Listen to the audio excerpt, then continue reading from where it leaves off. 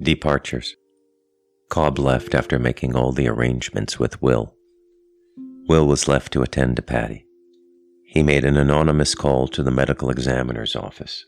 They sent an ambulance some hours later. The animal authorities had to sedate King with a tranquilizer gun.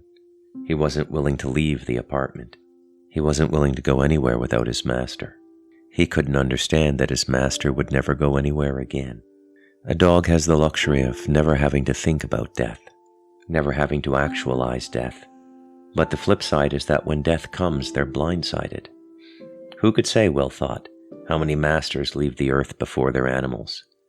And who knew what happened to all of these animals? If there was any study of their feelings, their behavior. It didn't matter, though. He and Cobb had seen sadness in the animal. And he and Cobb knew that the animal felt in a way similar to people. And they made it real by sharing it together. Still, it was a horrible sight to see the large dog brought out by two uniformed members of the Humane Society.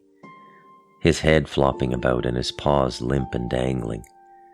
And especially so because Will knew King might never wake up, that the Humane Society might just decide to put him to sleep that day.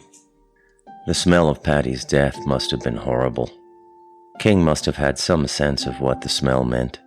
There must have been something in the instincts and primitive mechanisms of a dog that told them what the smell of their master's death was.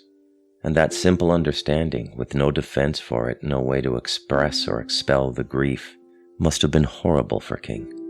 Will didn't know why he kept thinking about King. It was probably because he didn't want to think about Patty, who hadn't been brought out of the building yet. A small group of about 20 people had gathered outside the building.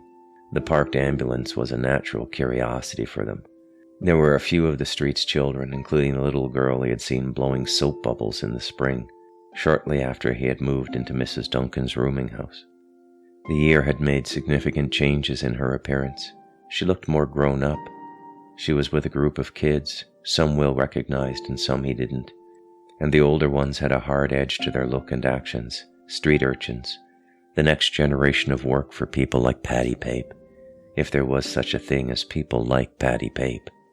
Mrs. Duncan had come out of her house as well. It was a rare street appearance for one of the few property owners on the street. Aside from walking to church on Sunday mornings, she lived like there was a contract out on her life, rarely leaving the first floor of her house and her precious parlor, and her crucifixes. But the commotion proved too much for even her to resist. And so there she was, slack-jawed and wide-eyed like everyone else, with words on the edge of her tongue, some horrible rendering of the events as judgment on a life lived outside of her pathetic fears and loneliness, some polite fuck you to poor Patty Pape for even existing and being what he was in her neighborhood, and thus devaluing her property and her life by making her think about things repugnant and immoral to her. Dorothy, the waitress from the Dolphin, was on the street as well, and she was moving through the crowd trying to instigate conversation. Is it the queer in the basement apartment? AIDS? Was he robbed and killed? Did they kill his dog? But nobody knew anything, so no conversation beyond gossip and counter-questioning could ensue. A good number of the drunks from the Dolphin were there as well, leaving their cheap draft for a few moments to see the commotion and enjoy their drunk in the grey and cool late morning of that late winter weekday. Will felt like crap. He felt like there was a tear in his stomach, like he was going to soil his pants, like he was going to fall down and cry, which he had done quite a bit in his short time in Parkdale, and which he had never done in Ottawa. Finally, the stretcher came up the stairs. There were 2 paramedics at the back and 1 at the front. Patty was fat and heavy. He never seemed like a big man to Will. He seemed regular, but the strain of the men lifting the stretcher up the stairs broke the illusion for Will. Patty was immense. He must have weighed only a few pounds less than Cobb.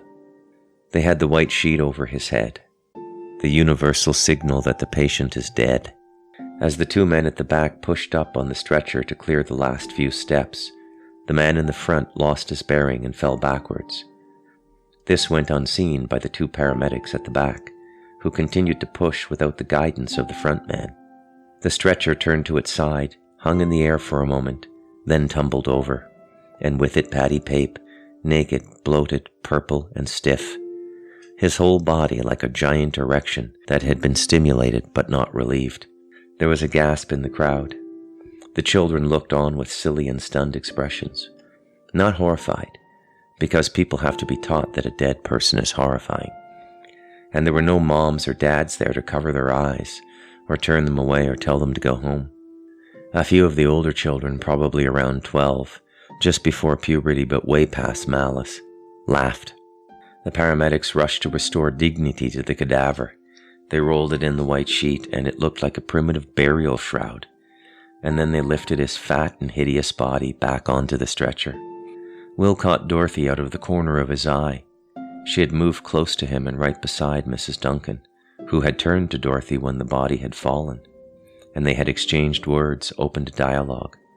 And that dialogue culminated with Dorothy pointing at Will, who had not been looking at her when she commenced the gesture, and Dorothy saying loud enough for him and many others to hear, "That one there was his boyfriend." Will put his head down and departed the gathering. End of chapter.